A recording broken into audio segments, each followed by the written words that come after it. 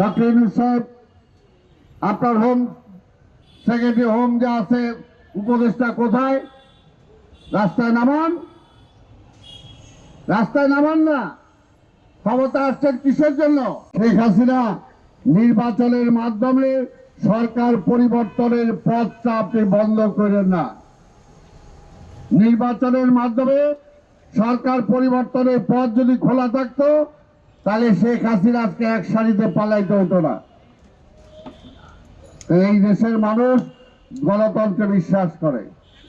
এই দেশের মানুষ কারো কেনা গোলাম না, কারো কেনা গোলাম না। আজকে তাই বলবো যে আবার ওই ভারতীয় আধিপত্যবাদের কাছে এই দেশটাকে জিম্মি রাখার জন্য যারা জিম্মি রাখছিল আজকে তারা আবার ফিরে আসতে চায়। এই সরকার, আপনি ক্ষমতায় আছেন, বিএনপিটা একটা মিছিল করতে গেলে এইখানে যদি আমরা একটা সমাবেশ করতাম, আমাদের যদি 200 লোক হইতো, পুলিশ থাকতো 500, 500-র মধ্যে সিভিল রেসও থাকতো 200।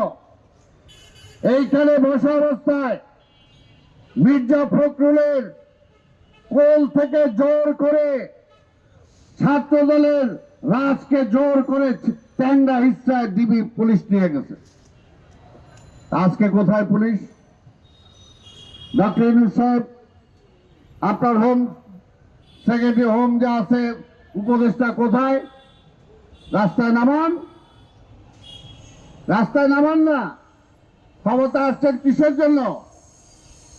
ক্ষমতা এর জন্য তো বলতেছি, দীর্ঘায়িত করেন না। দীর্ঘায়িত করলে এগুলো থামান, এগুলো করেন, লোকজনে দেখান।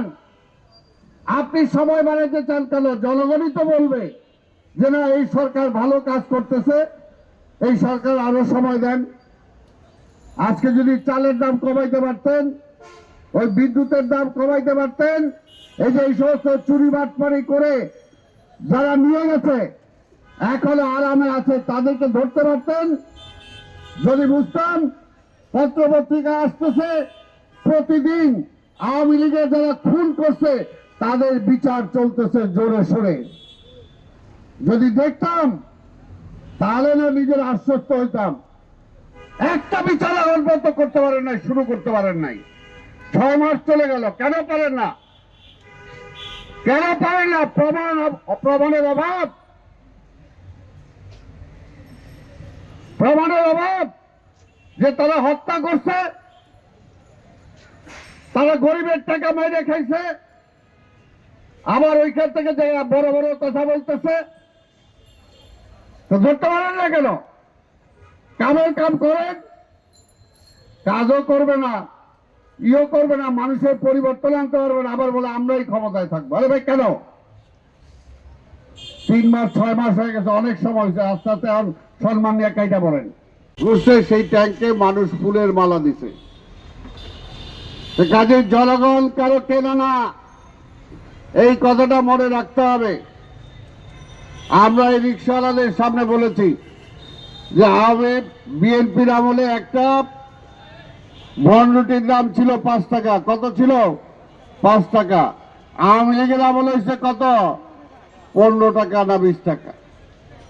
চালের দাম কমে নাই, ডালের দাম কমে নাই, তেলের দাম কমে নাই, বিদ্যুতের দাম কমে নাই।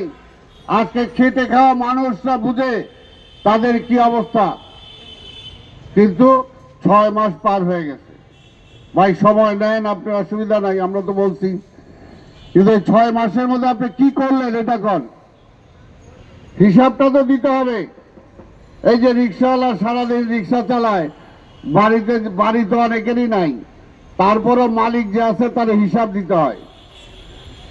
তার ঘরের যারা পরিবার আছে তাকেও হিসাব দিতে হয়, কত কামাইলা কও। এই সরকার এই 6 বছর আপনি কি কামাইছেন কন? কি দিছেন এই দেশের জনগণরে? কি ভাই কিছু দিছে? কিছু দেয় নাই। তারপরে বলে এত তাড়াতাড়ি নির্বাচন কেন? ভাই নির্বাচন আমরা চাইতাম না যদি আপনি কিছু করতে পারতেন, তা আপনি তো করতেও পারেন না কিছু। তো সেই কারণে পাশাপাশি আবার দেখতে পাচ্ছি ওই পরাজিত ফ্যাসিবাদ, ওই হাসিনা আবার ফিরে আসার ষড়যন্ত্র করতেছে। এই 6 মাসে তো এদেরকে একটা বিচারের আওতায় নিতে পারলেন না। আজকে প্রশ্ন করতে চাই, জবাব দেন না কেন? ওবায়দুল কাদের পালাইলো কিভাবে? কন আমারে, ওবায়দুল কাদের কিভাবে পালাইলো? গাড়ি নিয়ে বর্ডারে গেল, সেই বর্ডার থেকে আবার সেই ইন্ডিয়াতে চলে গেল, কিভাবে গেল? এই জবাবটা কে দিবে? এই সরকারকেই তো দিতে হবে। যারা ব্যাংক লুট করে খাইছে,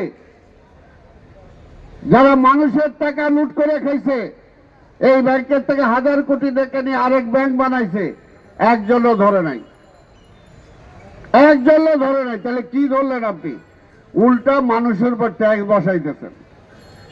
কে অধিকার দিছে আপনি? কে ক্ষমতা দিছে ট্যাক্স বসানোর? জনগণ আপনার ক্ষমতা দিছে ট্যাক্স বসানোর?